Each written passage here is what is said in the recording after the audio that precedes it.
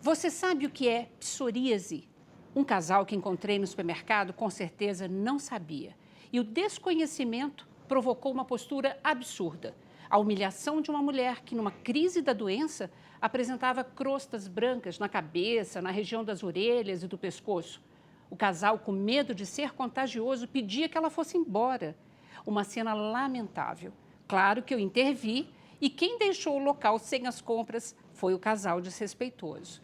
E exatamente por isso, como prometi em minhas redes sociais esclarecer sobre psoríase para mais gente, hoje tenho o prazer de conversar com um médico especialista da Sociedade Brasileira de Dermatologia, o Dr. Wagner Guimarães Galvão César. Ele também é clínico geral e atua no Hospital Sírio-Libanês e no Hospital Alemão Oswaldo Cruz e se diz um apaixonado pelo tema. É um prazer imenso recebê-lo aqui no programa, Dr. Wagner.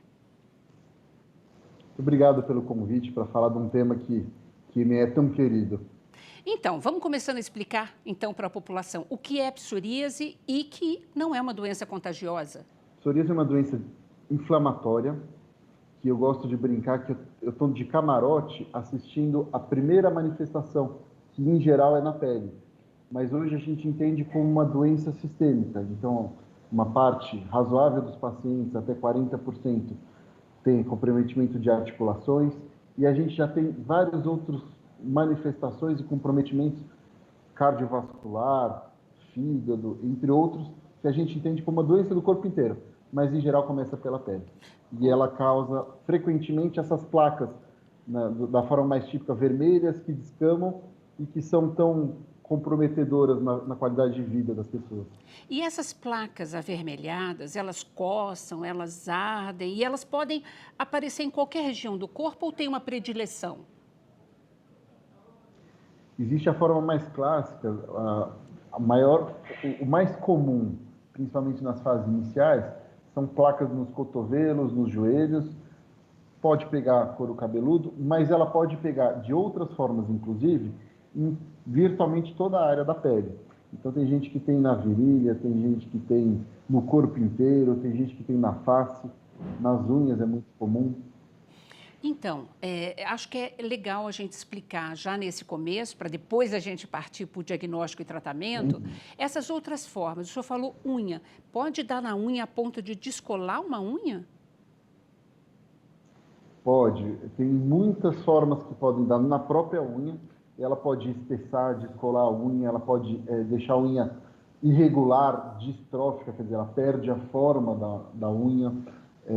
Ela pode ter comprometimento na base da unha, ficando tudo vermelho. Então, muitas vezes, esses casos eles são tomados como uma micose de unha. E não é, às vezes é psoríase mesmo. E nas articulações, o que acontece que o senhor mencionou? Se estima que de 30% a 50% dos pacientes com psoríase, eles têm comprometimento nas articulações de uma forma inflamatória, que é uma artrite psoriática ou psoriásica, que ela causa dor, e o mais comum são dores, inchaços nas articulações das pontas dos dedos, pode pegar em outras articulações, pode pegar coluna, por exemplo, e essas dores, a inflamação, o edema, eles vão progredindo com a perda de função da articulação, às vezes até com uma destruição total da articulação, que muitas vezes é irreversível. E isso é um dos grandes motivos para a gente insistir no diagnóstico precoce para evitar esses problemas. Daqui a pouquinho eu gostaria muito que o senhor explicasse o diagnóstico para a gente, mas antes, o senhor mencionou uma relação cardiovascular. Qual é essa relação da psoríase? Pois é, Lina. Na década de 90, quando a gente começou a botar os dados no computador, os países que tinham os dados organizadinhos, eles viram que os pacientes com psoríase de formas extensas, eles acabavam morrendo antes. E por muito tempo ficou creditado aos fatores que também pioram a psoríase, tabagismo, obesidade, dislipidemia, que são muito comuns nos pacientes psoriáticos.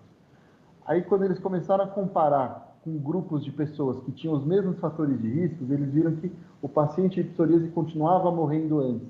E é um número até expressivo. Ele perde, em média, 6 anos de vida. Psoríase moderada a grave.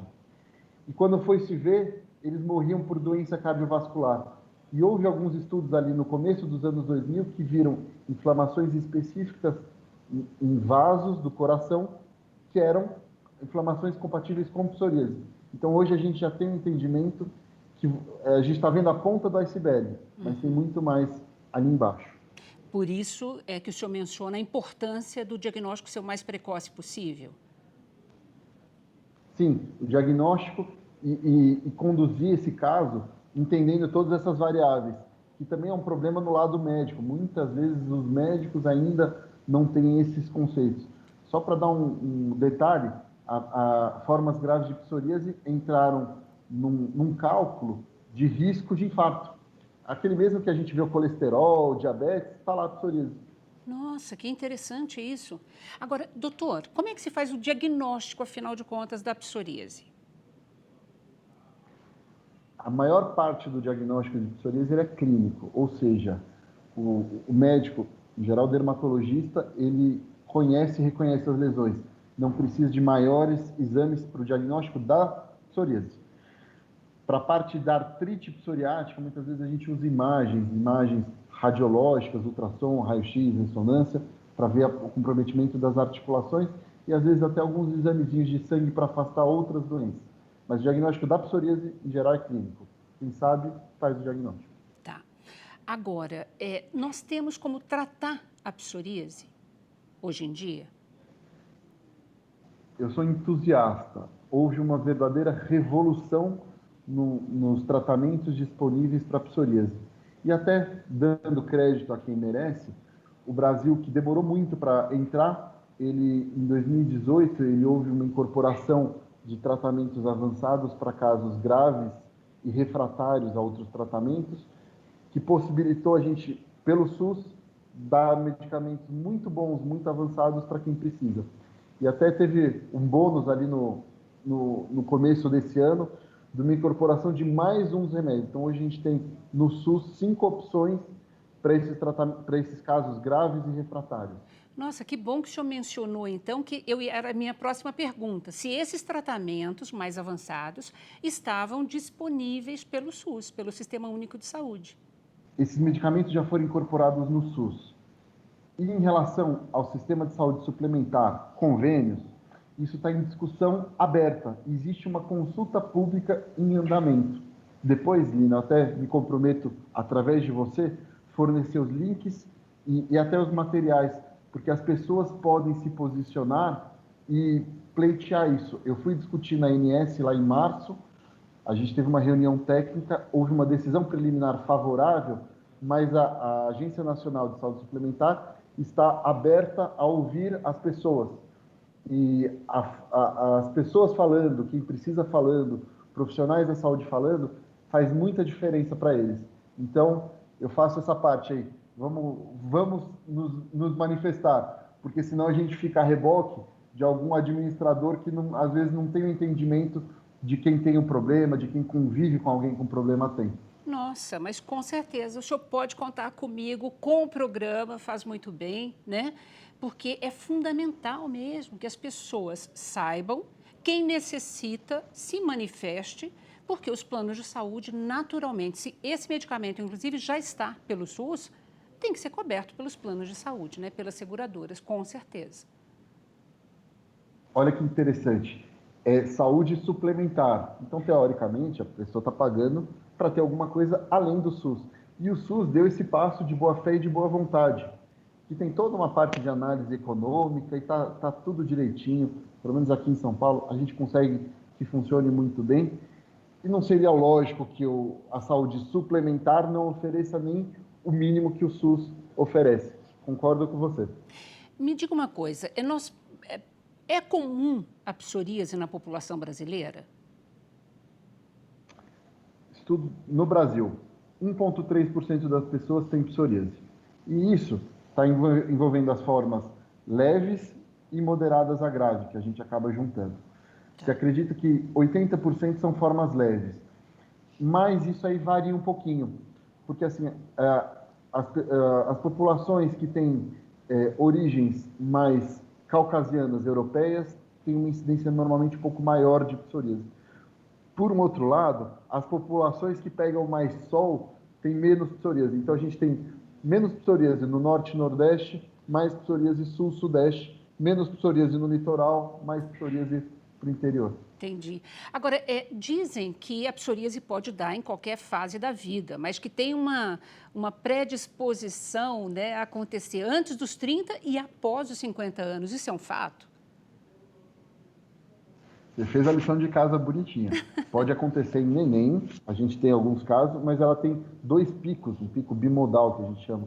Então tem um ali entre os 20 e 30 e tem um que é os 40 a 60. São os 2 picos que aparecem mais. Temos causa conhecida já, doutor? Existem algumas associações genéticas, então existe quem tem um caso na família tem um pouquinho mais de chance de ter outros casos, existe essa parte genética, e existem outros fatores que a gente sabe, como eu falei, tabagismo, obesidade, epidemia, diabetes, mas, em grosso modo, a pessoa tem a predisposição e às vezes manifesta, às vezes não. Perfeito. Agora, é claro que eu gostaria de entrar agora no tema preconceito, né? O senhor, pelo jeito, quer dizer, trabalha, inclusive, em ambulatório de psoríase, deve também ver uma série de casos assim, como essa que eu acabei vivendo no supermercado, né? Por puro ignorância mesmo, né? Olha, você está tocando num ponto que é tão doído para a pessoa que tem psoríase, que ele é histórico. Então, a gente estava conversando um pouquinho antes de entrar no ar, eu comentei um caso, né? Mas eu vou voltar lá atrás. Porque quando você vai ler na Bíblia, está lá nos Levíticos, uma descrição de lepra. E quando você olha à luz do que a gente entende hoje, essa descrição provavelmente é psoríase, não é lepra. Uau! Então, isso vai desde os tempos bíblicos, essa parte da gente ter o preconceito. E inúmeros casos. Tem um caso de hoje, que é uma das coisas que eu falo, puxa, eu até vou gravar para botar em alguma aula. Um paciente que está mudando o tratamento e está numa fase ruim da psoríase, ele me pediu para eu fazer um atestado que aquilo não é contagioso, porque ele está procurando trabalho e ele acha que isso vai ajudar. Eu tenho um outro caso interessante, né? Puxa, doído também, de uma paciente que, aos 18 anos, e olha, era uma forma leve de psoríase, era uma forma que pegava basicamente couro cabeludo. E ela voltou aqui no ambulatório chorando, porque ela tinha sido admitida para um trabalho, que era o trabalho que ela ia custear a faculdade que ela iria fazer. E no primeiro dia de trabalho, ela foi demitida, porque ela teve que prender o cabelo. Aí apareceu a psoríase, aí chegou no final do dia falando assim, muito obrigado, não volte amanhã. Assim, putz, como é que eu vou falar que essa doença é uma doença leve? Ela Claro. tirou o sustento que ia pagar a faculdade dela. Nossa, que absurdo. Olha, nós vamos fazer um pequeno intervalo, doutor, e voltamos exatamente para a gente poder esclarecer e combater, né, essas formas de preconceito que levam ao desrespeito, né, entre as pessoas. Só um minutinho. Você não sai daí não, acompanha a gente volta já já.